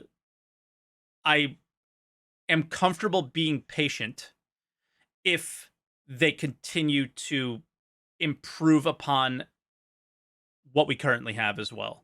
I understand that yes, features need to come in broken, features need to come in tier 0, whatever, however they want to do it, but somebody has to curate what we still have and make sure that the player base can continue to see progress with what they currently have. It can't just be, look, new shiny, which is not so shiny and is incredibly unpolished. Oh, wait, it's actually fucking dusty, in terms of a shiny new feature. Well, it's not shiny, and we need to shine up and polish previous features a little bit. I'm not asking for the world, but I'm asking for things that you do have to improve upon them slightly. And it's always been looting and reputation. So looting other players, looting boxes, and reputation. I thought the Halloween event was awesome. It was such a simple thing. I thought it was awesome. It's just, you should have done some different mask. Should have just been a different mask. Oh, I have opinions about this. Okay, go for it. Because people, oh my god, I've never seen people type QQ more in 2022 in my entire fucking life. Like the 2015 thing of typing QQ like came back when I cried like a little baby about the Vandal mask. But that means so much. That was such a pivotal moment. Like I talk about what made Star Citizen, what makes Star Citizen good, what's important to me. That was the only time they ever did something like that. It was like, go out, do a task, get a reward. Holy shit, they actually are making a game, and that's what that meant to me, was like, oh, they care about making a game. It's not about the mask. It was really about that moment in history that, like, wow, they're doing it. And then they fucked it up, essentially, to me, Yeah. But go ahead. I want to hear what you think. So I come from like a background of like card games and board games and stuff like that, right? Okay. And this kind of exact thing happens in the card game world all the time. Like the Magic the Gathering, the Yu-Gi-Oh, whatnot. Yeah. I got some really cool rare stuff or whatever back in the day, and now they're re-releasing it or whatever so that new people can get it, and that's making me mad. And I don't really like that opinion. Now, this is a bit different because, this was an achievement that you actually had to do. And it was one of the first times that ever happened. It was the first. And so, first time it's ever happened. Yeah. So it is cool to have like a special thing in that situation. But I'm also all for everyone being able to achieve everything, but it being harder for some than others. I'll never agree with it, because just like there is the player that is like me, who money has no value in the game currently, and at some point money will have less value when it, we hope that it will start to have value in the game at some point, but as the game extends years on years on years, you start to lose lose ways to spend it, and have a hard time finding ways to be inspired to play the game or whatever, right? And one of the ways that I really found inspiring to continue to play a game that was 17 years old was to continue to make as much money as I could to buy these items, these rare items for billions of gold. And it was, and then put them up in my house. But the reason that those things were so rare was because they were only released once. Why does a player need to have that mask? Why do they need to have the opportunity to have gotten that thing that means nothing? I agree with you when it comes down to the only thing that mask has is rarity. But I totally agree with you for a card that has value because it's like a good card to play in a Magic deck, But if the only thing, like, do you believe that certain rare lands in Magic should be re-released when they have no additional value to a swamp? Yes. Okay. Why? 1,000%. Well, that goes into a different thing because Okay. that actually brings on more actual monetary value issues. Yeah. But yeah. What I would say though is I don't think those players need to be able to do that. But when Because I things feel like that's that like an do entitled happen, point of view. Not that your point of view is entitled, mm, but that like I deserve to have a chance to have that Vandal mask. Why? Why do you? Why? By the way, so Black I Lotus. Somebody yeah typed in chat. I could have bought one for yeah. $200 when I was a kid. Oh, Just so you know. Yeah, that's SaltEMike like re-questioning his entire yeah. life. And not to mention Yeah. like the 100 Bitcoin that's on my wife's laptop that we can't find. So yeah, that one. Just had a few of those kind of moments in my life. For me, it's less like that they deserve to have a specific item. It's that I want them to experience the cool things I got to experience. So one example is I talked earlier about the Pico Ball when it was still super rare because the game wouldn't allow it to spawn correctly, but when it was still super rare. I was one of maybe a handful of people that had a Pico Ball. Yeah. Last week, I saw someone absolutely freak out because they had found a Pico Ball. And remember, it is significantly easier now, but they were experiencing the same joy I had. I want other players to experience that too. Okay. So we're on the same page. So we're absolutely on the same page. I believe that you should be able to, because if you take the Magic the Gathering POV that you brought originally, well, the original Black Lotus from the original set has its little icon from that set, right? Mm-hmm. It still is the original Black Lotus, and it would still hold the same sentimental value that it would hold for me. It may not have the same monetary value, right? Because they re-released something, but it still has the same sentimental value because it is still the original Black Lotus. All I want. Oh, that's fair. That's fair. Yeah, I want the original Vandal mask, but I would love for them to re-release the event or re-release different ways of getting it, getting different versions of that Vandal mask.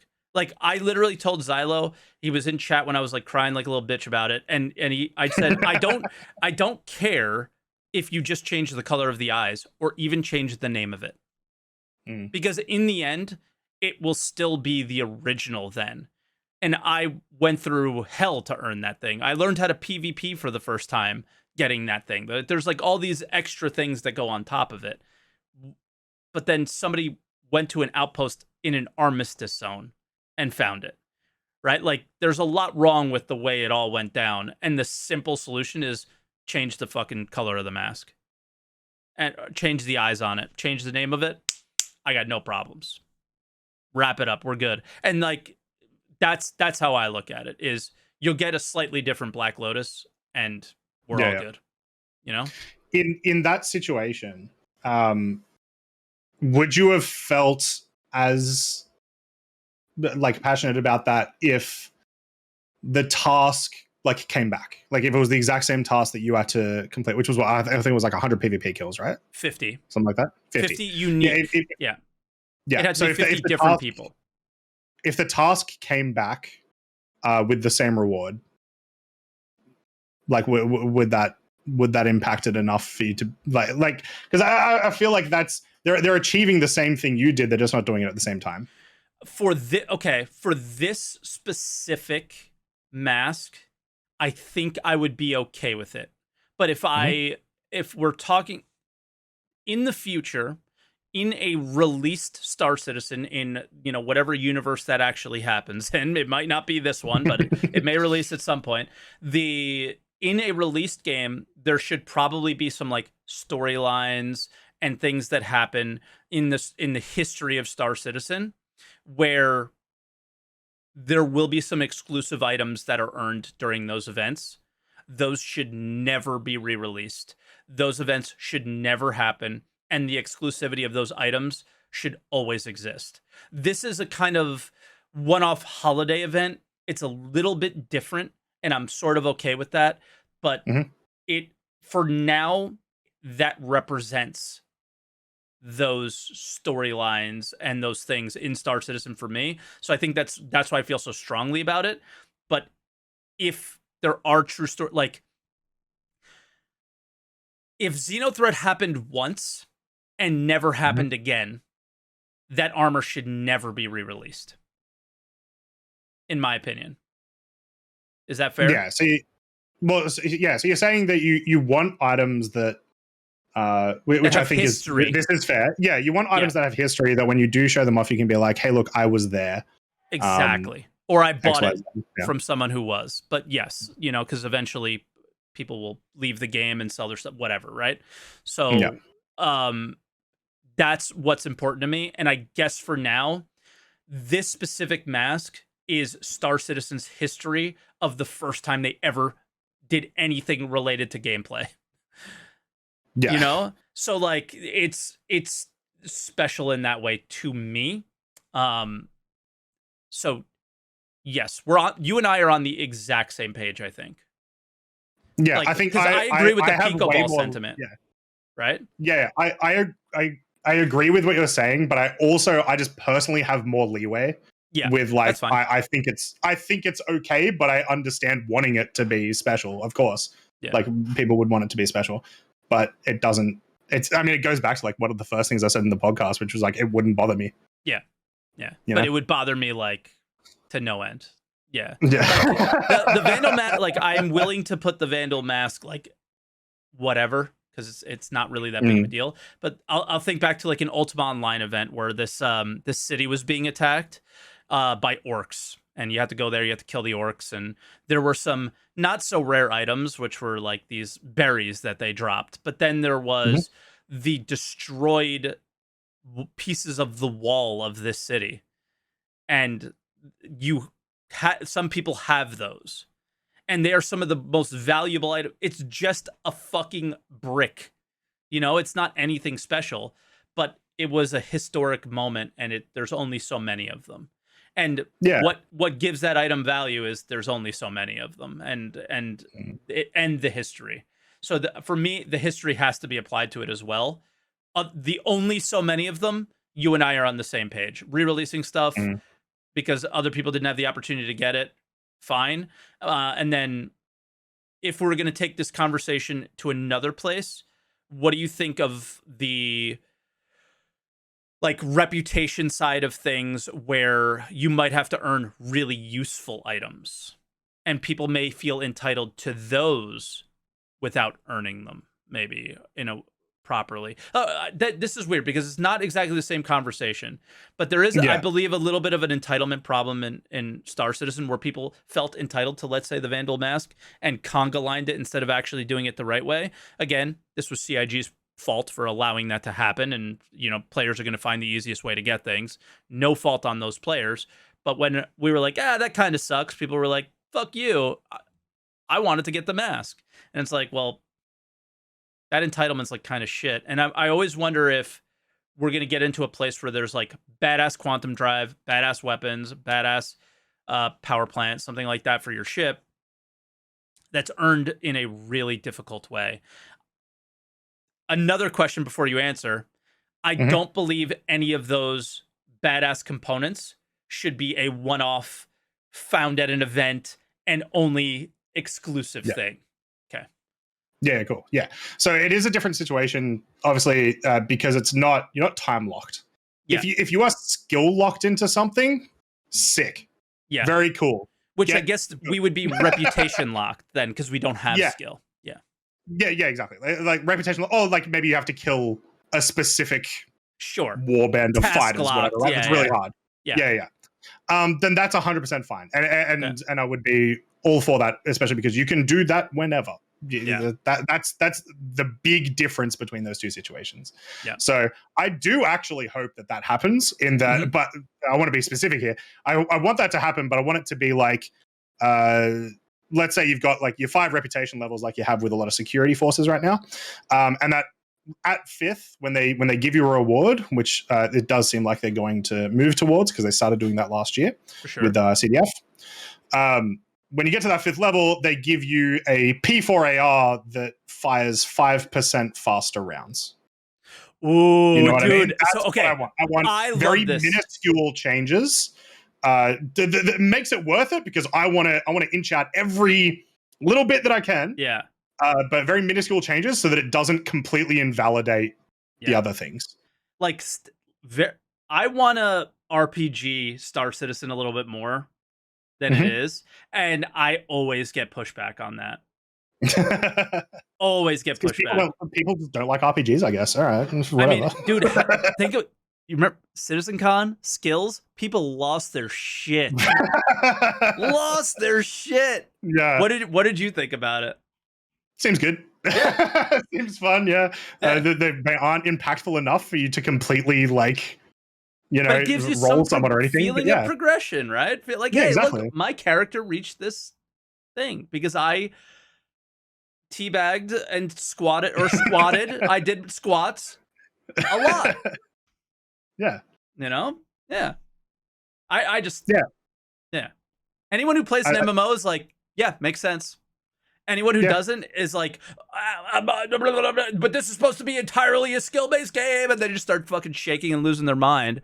And you know, if you've ever had Icy Jones in your chat, that's basically what happened. I could see his Twitch chat name shaking because he was like literally losing it because he wanted the game to be entirely skill-based, and like, yeah, which it still is. Like exactly. Like they mentioned the sort of things that these skills would apply to, and it's very important to remember that it's not like you know, fly a ship 100 times, you now get access to your secondary weapon. Like it's not these absolutely crazy things. It was like if you sprint a lot, you'll be able to sprint a little longer. Yeah. Like, cool. All right. So in a practical environment, how is that going to make player A better than player B? Not very. Like it'll happen. And it's a thing that I would like to inch out that advantage. Yeah. But skill is still going to be 90% of the equation, you know? Yeah. They just want it to be 100, and that's the problem, I guess. But it's not like they aren't going to hit that level, and then skill will be 100% of the advantage when everybody has the same. Yeah. Yeah, like I saw someone was complaining about, someone was complaining about, well, like, what if you have two dogfighters, and let's say, like, one of the skills was, like, you black out a little less or something. Yeah. What if you've got two dogfighters, and one of them, and they're exactly the same skill level, and one of them, like, doesn't black out as often? It's like, well, that's not going to happen, because if they're the same skill level, realistically, if they've played the game the same amount of time, level, exactly, they're both going to have the bonus. Yeah. And they're going to try to not get into situations where they don't have that bonus, because that's how people play games. Yeah, it's very that was the part that was like missed by everybody, I would say. Yeah, but I don't know. I was like caught off guard and was just very cool with it from that moment forward, and everyone was just kind of and I actually took the very Croncy approach to it, where it was like, yeah, seems good. Like, why are you guys? It's not that big of a deal. Why are you making such a big deal about it? And people were confused by, well, like, he's not mad. I don't understand. He should be mad because I'm mad. And I'm like, well, no. It just makes sense. Fuck. What the hell? Play a video game that is not completely 100% simulator and you would understand. So, yeah, I don't know. But we've been going for almost 2 hours now. Is there anything that you specifically else you want to touch on? Because you did ask me a couple questions, and anything that's on your mind lately? Why are you so mean? Nah. I am, because you know, I grew up in New Jersey, where it's just it's a term of endearment to pick on other people, and there's also the, like, I played a lot of sports that was really toxic, so like it's just kind of how you're. And then I work at a casino, and the only way to like get through all the pain and suffering is to make fun of everybody else around you. So yeah, that's kind of how I've become to be. Yeah. Lord. I'll give you an actual question. Yeah. What would make you leave the project? Oh, well, I don't want to answer this. Fuck, this is so bad. Because I've actually, I've answered it, and recently people have been coming to my channel and saying, you said you were going to leave now, and you didn't. You lied. I basically last year said, if nothing happens this year by CitizenCon or something, like, I'm done. And like, I was in a place where I wasn't enjoying streaming. I wasn't enjoying making YouTube videos even at the time. I wasn't just, you know, I was fucking working a lot, and it was it was brutal. So at that moment, that's how I felt. Mm. For me, like if there was one thing, it would it would have to be an announcement of there will be no crafting, there will be no player owned uh like stations or things. There will be no progression or competition for a player past like essentially there would be no end game, I guess would be the thing. Yeah. Like what like I think a lot of the things that we talked about today that I'm very passionate about being in games is if they didn't do those things. But Mm. how long, when's the timeline for that is hard to say because every patch or every year at the very least, they're making, unfortunately, like ant-sized steps to those things in a lot of ways. But like PS is kind of a big deal. Hopefully Mm. 4.0 is a big step into that. But a lot of things that I've been saying, instead of answering what would make me leave, what would really bother me is that 4.0 releases and then there's the next, well, you know what guys, we need quantum mechanics meshing in order to Mm. make Star Citizen happen. If it's the next carrot, if after 4.0 it's not the uh shift in focus towards pushing Star Citizen forward as far Mm. from a gameplay standpoint and no longer a technical standpoint, that's going to be a big frustrating point for me. I don't know what would make me leave. Uh, because pay to win mechanics normally would, and I think they're fairly prevalent in the game so far. Pay to win is a weird, like definitions are dodgy with that, and I don't really want to Yeah. go there, but I think the selling of spaceships, which would be your standard progression through the game, if you looked at it from the original Kickstarter, they've went far beyond what anybody expected they would have from those days. I think that would have Mm. pissed me off and had me leave, and it didn't. So I don't know what would. Yeah. Cool. What about for you? I A lot of the same with like the if 4.0 comes out and then there's PES 2.0 into server Yeah. meshing 2.0 whatever that requires like the majority Another of the 4 backend years. to be yeah. Yeah. Exactly. Then that'd be super rough. Mhm. I don't know if I would still be able to enjoy the game as it is if that was the situation. Because, like I said, even though I do enjoy the game right now, I still long for I long for all the cool new things. I was going to ask And I you. mean, every game will bore me eventually. Sure, of course. I mean, that's what I was going to ask you.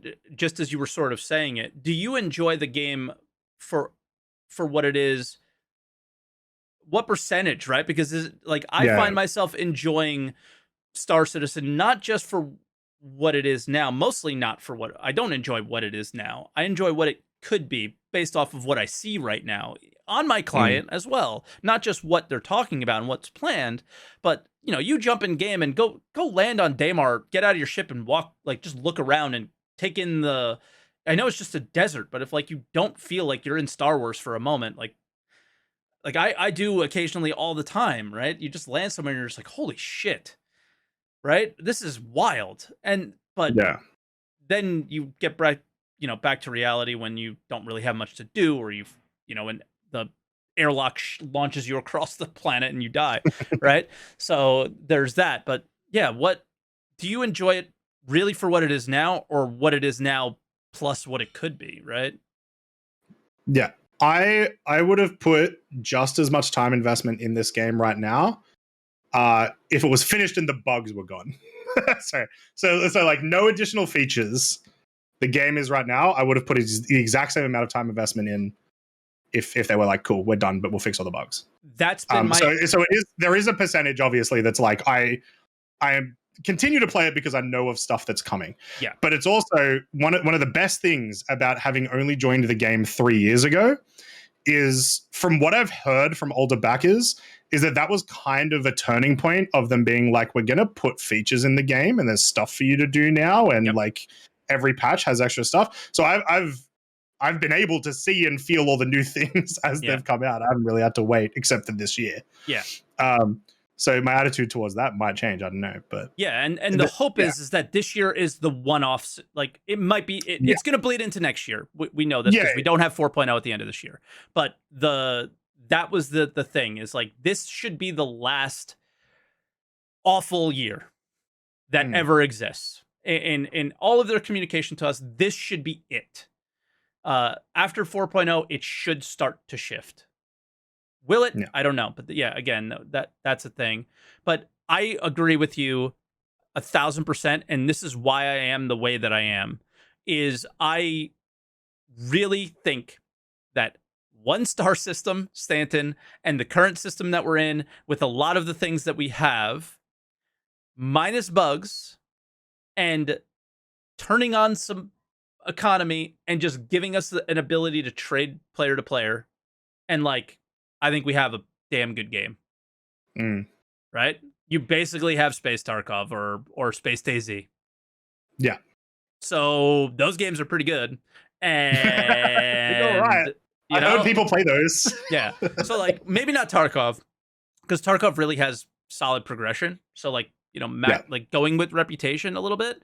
And like you have a good, like, I don't think we need pyro. I don't think we need exploration. I don't think we need all these things to have a decent experience now for me personally. I know some people are waiting for exploration and these other things, but what we have now, if they stopped, this is why like it bothers me the tier 0 feature getting added, is like just make some of the features tier 1, 2, 3, and like I will then be able to wait for all your tier 0 shit later. But give me something doable now, and then I'm fine. And it's just not doable enough. Yeah, I think an issue comes into that though with, like I said, the reason why I got into Star Citizen was how in EVE it goes, do A thing to B thing to C thing, like all the gameplay loops mesh into one thing. Yep. If you expand upon like mining, if they brought out like tier, I don't know what tier we'd be on now, probably like tier 4 or something.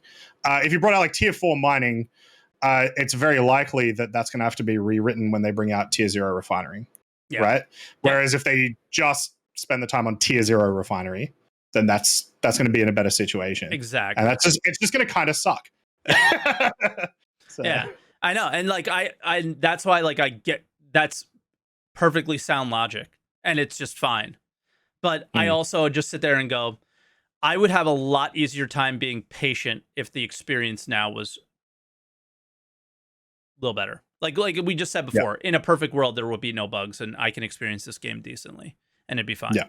And that's just where I stand. It's not a real thing that can happen though, So I get this is where it is. This is what it's going to be. And I accept it. But it's, I just wish it wasn't that way. That's all.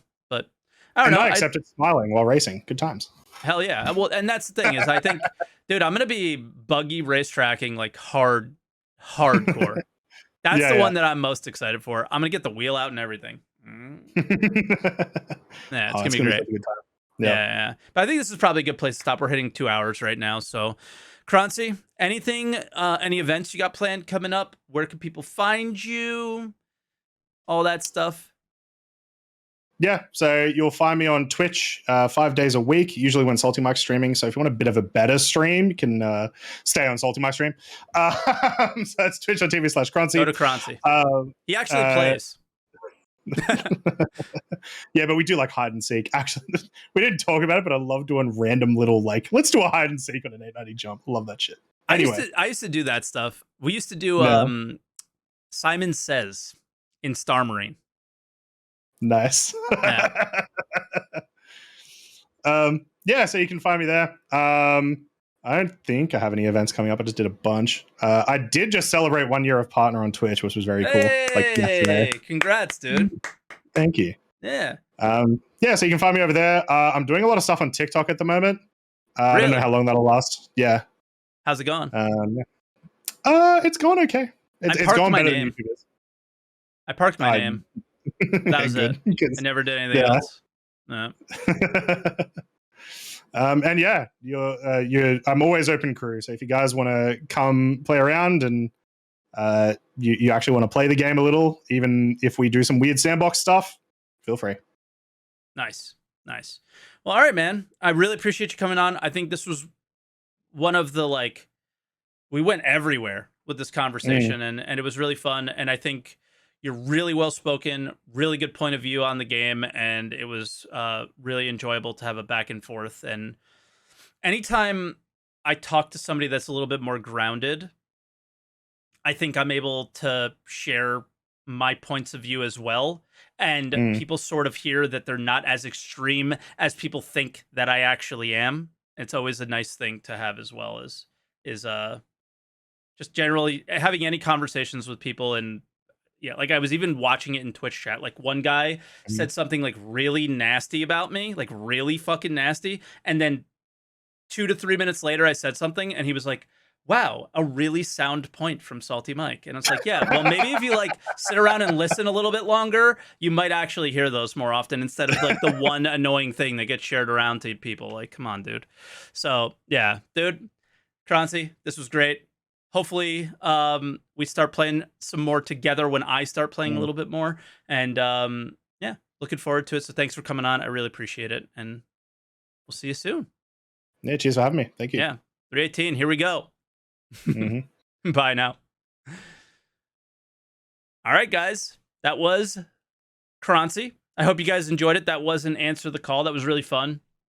I think that was the best Star Citizen focused conversation I think ever had on this channel. I think I've had like Burks was really up there, but Burks and I talked about everything. So that wasn't like a very Star Citizen focused one. It's hard to have a good Star Citizen focused show, and that was like effortless with Croncy. Effortless. So thank you, Croncy. That was amazing to just be able to talk about all walks of the game and it not be painful. And not that Burks, I know, is here. It's not that it was painful with you, but we just happened to go off. It was thanks for the 2 a.m. invite. No problem. Yeah, I messaged him really, really late. So yeah, Burks, painful. It was terrible. But no, it was just as effortless with Burks. We just didn't talk much about Star Citizen. So yeah, just like for a Star Citizen focused conversation, that was awesome. So thank you for watching, guys. As always, if you're watching this on YouTube, we do these live on Twitch every Sunday. Next Sunday, we will not be doing it because next Sunday, we're going to be, I believe it'll be streamed on the Mongrel Squad YouTube channel. I don't know if they have a Twitch channel, but Croncy, myself, Jack Axton, and I gotta look.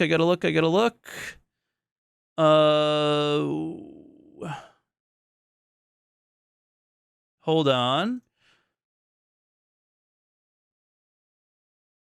Oh, that's it. Me, Croncy, Jack Axton are penciled in right now for the Mongrel Squad podcast, where we're kind of going to be able to share our point of view as more industry-style players with a more piracy-focused audience.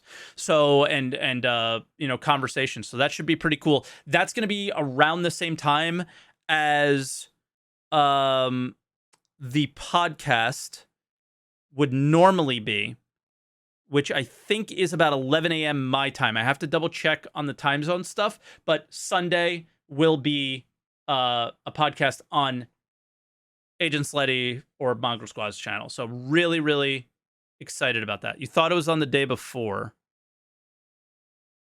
The 17th is a Saturday. Oh, okay. Well, yeah, I'm just bad all around. It's a Saturday, but we'll figure it out because I work on Saturdays. So I have to figure out hopefully the timing will make sense. But I thought it was a Sunday when I agreed to go. That's problematic. We'll figure that out. But anyway, for a YouTube outro, make sure you guys, if you haven't checked out Answer the Call podcast on Twitch, it's Sunday mornings between 9 and 10 a.m. Eastern time. And Yeah, if you're watching on Twitch and didn't catch the whole show, it'll be up on YouTube later today on youtube.com/@SaltEMike. So thanks for watching, guys, and I'll catch you guys next time.